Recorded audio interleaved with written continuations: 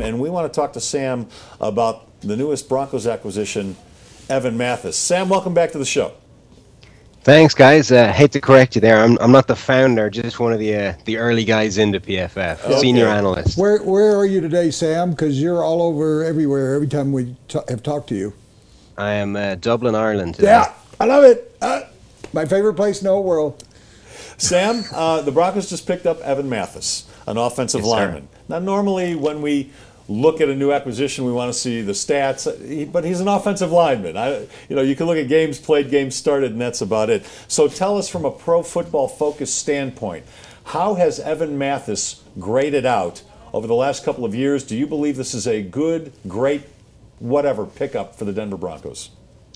Well, there's still some stats for offensive linemen as well. You can look up what kind of pressure they gave up, and one of the things that kind of got us on the Evan Mathis bandwagon, or even got us driving the Evan Mathis bandwagon, is that he went something like 4 years without giving up a sack. He was 54 straight games before he finally gave up a sack in the NFL.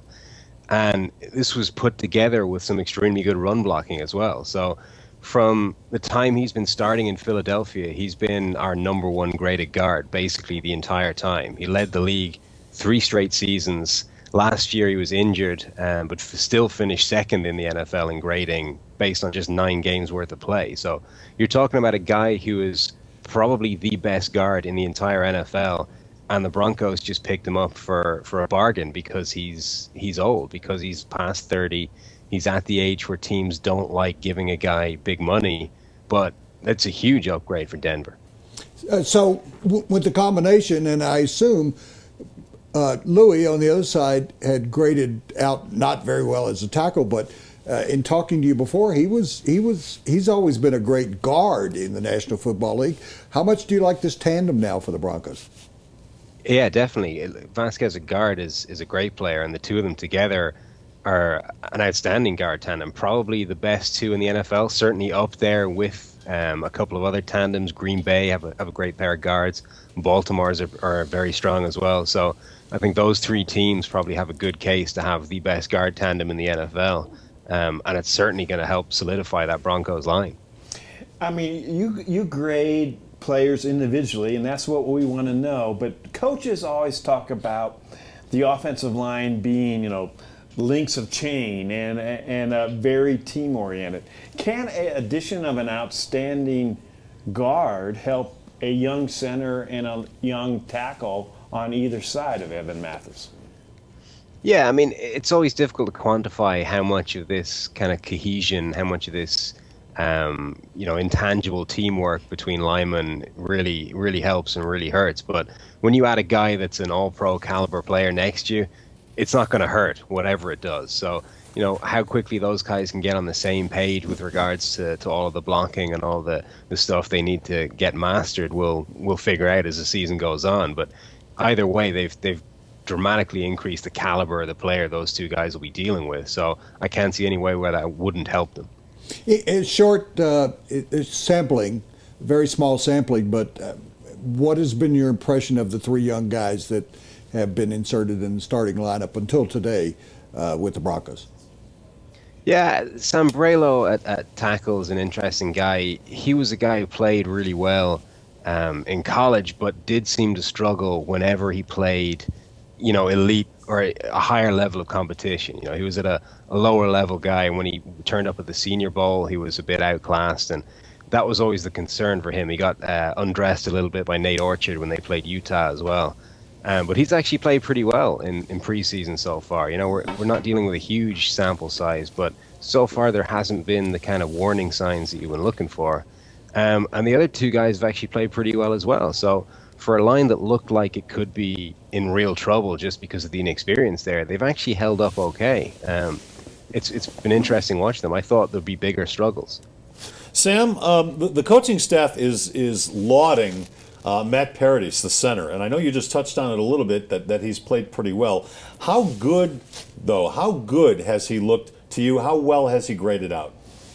Very well, yeah. He's got a extremely positive grade. I think only 2 or 3 centers have got a better grade so far. He's only allowed 1 total pressure from his snaps.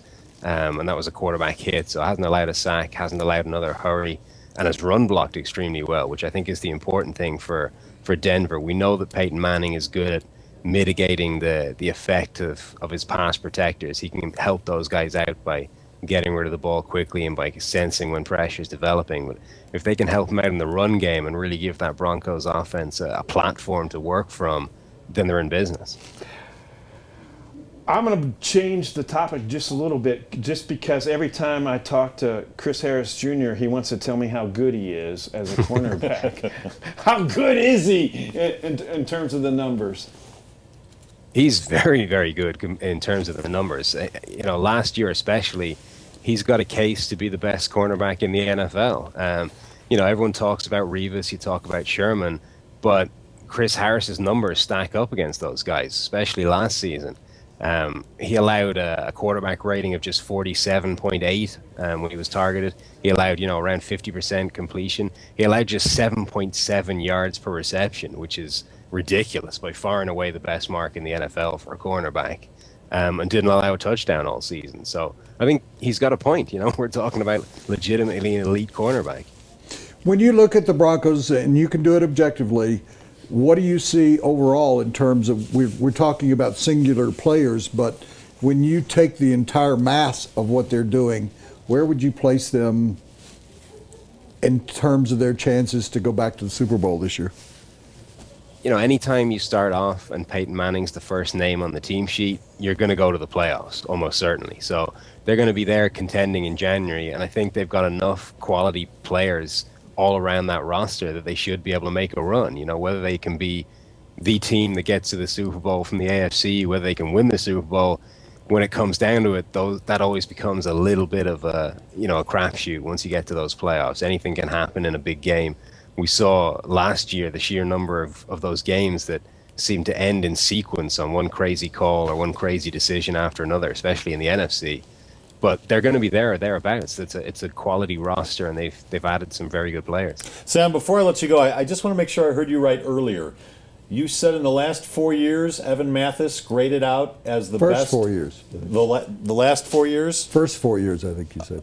Yeah. Well, no, the first 4 years in the NFL, he didn't allow a sack. Okay. The last 4 years, he was our #1 graded guard for the first 3, and then this last year just gone, he was our 2nd graded guard on only 9 games. So. Wow. Well, we'll be tweeting that one out if you don't. Thanks. Yeah. Anytime, guys. When you go down to Kinsale, say hello to all my friends in Kinsale, okay? Thank you. I shall. Sam, always appreciate your time. Go read Sam at profootballfocus.com. Thank you.